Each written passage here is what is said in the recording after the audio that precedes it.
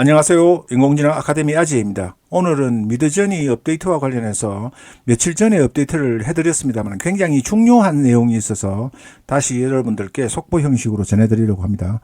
미드저니는 이제 계속해서 업데이트를 해가고 있고 버전 7에서는 3D 모델과 비디오 생성 기능까지 나온다고 계속 말씀을 드리는데 지지부진한 부분이 없지 않습니다만은 기존의 이미지를 업로드해서 같이 편집하고 해서 획기적으로 업데이트를 하는 편집 기능이 새롭게 도입이 됩니다. 근데 그 새로운 편집 기능과 관련해서 여러분들께 중요하게 설명을 드릴 게 있어요. 컨트롤렛에서의 뎁스 기능은 3차원적인 느낌을 더 효과를 극대화하는 기능이죠. 그래서 아키텍처나 인테리어 그리고 공간 디스플레이 등에서 유용하게 사용할 수 있는 기능이 뎁스 기능입니다. 그런데 거기에 기존 이미지를 업로드할 수 있는 이 편집 기능에 컨트롤 뎁스 기능뿐만 아니라 인페인팅 기능이 도입이 된다고 하네요. 근데 인페인팅 기능은 이미 있기 때문에 이 인페인팅 기능이 도입이 된다고 강조했던 부분은 기존 이미지를 업로드해서 기존 이미지로 인페인팅을 할 수 있는 기능이 아닐까 추정을 해보는 겁니다. 그래서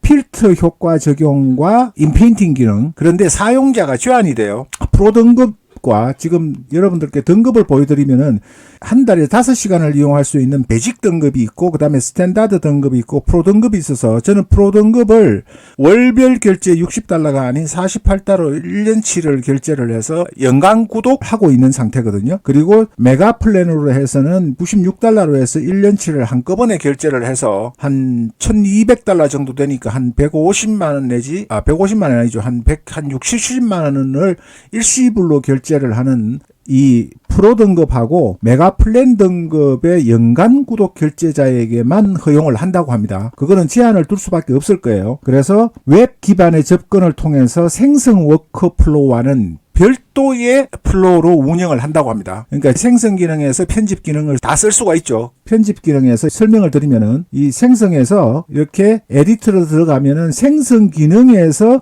편집 기능을 바로 쓸 수가 있잖아요. 이 기능과는 별도의 편집 기능으로 사용을 하게 한다는 겁니다. 그래서 제한을 두겠다는 거예요. 그리고 개인화 기능 확장, 빠르고 쉬운 개인화 시작 기능을 제공해서 사용자들이 자신만의 스타일을 쉽게 구현할 수 있도록 지금 현재 한 5%, 10% 비율은 정확치 않습니다만 개인화 기능을 사용하는 분이 그렇게 많지가 않다고 해요. 그래서 이 개인화 기능을 잘 쓰면 굉장히 독특한 이미지, 나만의 개성이 강한 이미지를 만드실 수 있는데 그 사용 방법을 제대로 잘 모르시니까 개인화를 사용하시는 부분이 굉장히 적어서 이 개인화 기능을 확장하기 위해서 좀 더 사용자가 쉽게 개인화 모델을 설정해서 사용하실 수 있도록 기능을 강화를 한다고 합니다. 이게 단기적인 목표고요. 그 다음에 워크플로우에서 UI 변경 사항은 사용자 경험 개선을 위해서 인터페이스 업데이트를 진행을 한다고 합니다. UI. 그리고 배치 8 도입인데 이건 배치 8이라고 하는 것은 뭐냐면 크리에이션을 하면 이렇게 4장이 생성이 되죠. 4장의 이미지가 한꺼번에 생성이 되는데 이 부분을 8장으로 늘린다고 해요. 그러면은 개별 취향에 맞춘 다양한 개인화 가능성을 열어두는 거기 때문에 넓히는 거기 때문에 더 좋죠. 그래서 이 기능이 저는 4장도 많다고 생각을 했는데 오히려 8장, 12장 이렇게 한 번에 생성되는 이미지의 숫자를 늘려달라는 게 제 1순위였다고 해요. 사용자들의 요구사항 중에. 그래서 이 기능이 최종적으로 배치 8, 한 번에 8장을 생성해서 지원하는 걸로 확정이 된 것 같습니다. 그리고 예상 효과는 이렇게 되면은 개인화된 콘텐츠의 생성 과정에 혁신을 기대한다고 합니다. 그리고 중기 목표는 이제 버전 7이죠. 이 부분까지는 버전 6.2 버전으로 나올 것 같아요. 기존 버전과 보시면은 이렇게 새로운 개인화 그리고 기존 이미지를 편집해서 뎁스 기능과 필터 기능 그리고 인페인팅 기능을 기존 이미지에도 적용할 수 있는 이 기능은 버전 6.2로 나올 것 같고요. 그 다음에 버전 7은 3D와 비디오 모델이 다 통합된 거죠. 여기에서는 미드저니 버전 7에 모델 훈련을 계속 하고 있는데 에러도 생기고 버그도 생기고 해서 계속 성능을 향상시키는데 이 작업에 열중을 하는 이유 중에 하나가 플럭스가 출연하면서 특히 실사 이미지 부분에서의 격차가 조금 느껴지니까 그 부분을 해소하기 위해서 퀄리티를 높이는 작업이 아닌가 이렇게 개인적으로 희망 섞인 추정을 하는 겁니다. 그럴 것 같아요. 제 판단에는. 그리고 향상된 다국어 지원인데 니지 버전에서는 여러분 보시면 아시겠지만 이 니지 버전에서는 한글로도 지원이 됩니다. 제가 보여드릴게요. 한국 소녀와 소년이 손잡고 길을 가고 있다. 이렇게 한글로 치면은 니지 버전에서는 니지 6 버전에서는 금방 보시겠지만은 한글로 프롬프트가 지원이 됩니다. 그러나 영어로 지원하는 것만큼은 번역 과정에서의 오류가 발생할 수 있기 때문에 탁월하지는 않아요. 그런데 거의 대부분 여러분들이 하실 수 있는 성능의 목표로 하는 부분까지는 되지만 아주 정교한 작업을 할 때는 한글 프롬프트가 오역이 있을 수 있는 부분이 있습니다. 그런데 이 다국어 지원을 하기 위해서 잘 구현이 되죠. 이런 보통적인 작업. 그런데 정밀한 작업을 프롬프트를 많이 사용하는 경우에는 오류가 생길 수가 있습니다. 번역 과정에서요. 그런데 그 다국어 지원 프롬프트 이해 능력을 개선을 시켜서 다국어 지원을 하는데 지금 동양 중에서는 중국어와 일본어가 되죠. 텍스트 형성까지 생성까지 되는데 이 부분에서 조금 더 넓히면은 한국어가 되었으면 하는 희망 섞인 상을 가지고 있고요. 그 다음에 프롬프트의 이해력을 개선시키는 것은 GPT-4에서 이 달리를 할 때 프롬프트 이해 능력이 가장 뛰어납니다. 그록에서도 굉장히 뛰어나요. 프롬프트에 대한 이해력이 개선이 되면 사람과 대화하듯이 GPT에서나 그록에서 사용하듯이 편하게 하실 수 있다는 겁니다. 이미지에 그리고 일관성을 향상시키고 다른 기능들도 많이 개설될 예정이라고 합니다. 그리고 미래 확장을 위한 기반 구축, 이거는 뭐 수사에 불과한 거니까 넘어가고요. 그 다음에 중기 목표에서 버전 7 모델에서는 말씀드렸지만은 비디오 모델을 가능하면은 빠르고 저렴하게 접근이 가능하도록 해서 많은 사람들이 이용할 수 있는 쪽으로 개발을 한다고 하고요. 향후에서는 전문화된 비디오 모델 도입 가능성을 검토하겠다.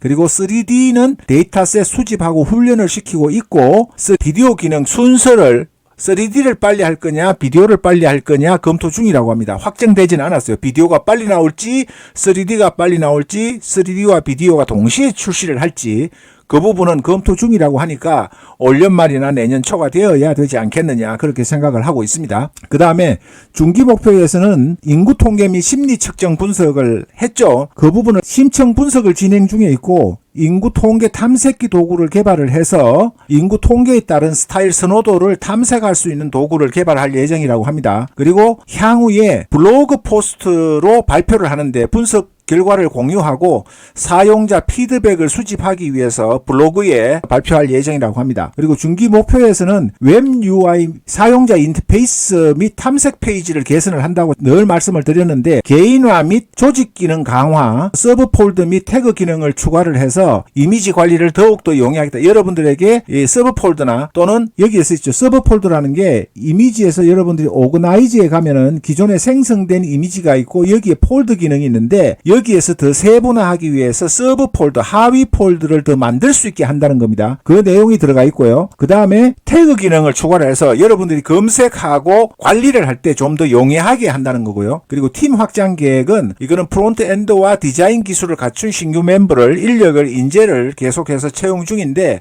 지난번 업데이트 사항에서 피그마와 리액트 코딩을 하는 사람을 집중적으로 인재를 뽑고 있다고 그랬죠. 구하고 있는데 구하기가 쉽지는 않은데 그런 인력이 들어오면은 결국 캔버나 피그마에 준하는 수준의 편집 기능을 미드저니가 확보를 하겠다는 겁니다. 그러면 이용자 측면에서는 굳이 캔버나 피그마를 별도로 사용하지 않아도 미드저니 안에서 캔버와 피그마와 같은 편집 기능, 포토샵에 준하는 편집 기능이 도입되면은 정말로 강력한 기능을 가진 미드저니가 될 겁니다. 데이비드 홀츠가 하드웨어 개발과 소프트웨어 개발을 다 하던 사람이에요. 그 비즈니스도 했고 그래서 고성능 모델 운영을 위한 하드웨어 개선에 집중하고 있고 웹 및 모바일 플랫폼용 앱 개발을 진행을 한다고 합니다. 그리고 비밀 프로젝트는 향후 6개월 내에 발표 예정인데 인간과 AI의 통합을 통한 역량 강화를 목표로 한다고 합니다. 미드저니의 핵심 비주얼 및 이미지 관련 제품과 영 프로젝트가 다수 있다. 장기 비전으로 미드저니의 미래는 하드웨어 개발에 집중을 하고 있고요. 앱 개발을 진행하고 있고 그 다음에 비밀 프로젝트